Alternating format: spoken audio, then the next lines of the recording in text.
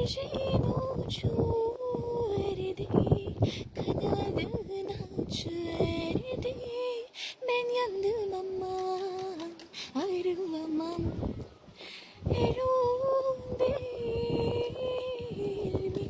Aman aman, öptü de kaçıverdi. Oy fara fara fara fara, ateşte düştü şalvara. Ağzım dilim kurudu, ben sana yalvara yalvara. Deniz tuzsuz olur mu? Ah dibi kumsuz olur mu? Ben hocaya danıştım, güzel yersiz kalır mı? Güvercinim uyur mu? Çağırsam uyanır mı? Ben yandım aman, ayrılamam. Sen orada, ben burada. Aman aman, buna can dayanır mı? Ay far fara far fara, ateşte düştü şalvara.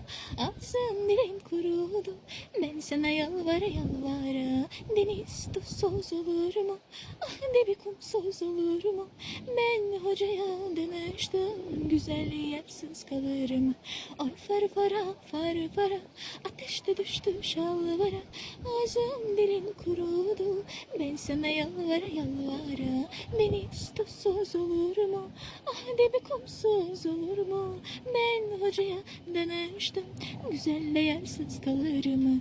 Ben hocaya danıştım, güzel yersiz kalır mı?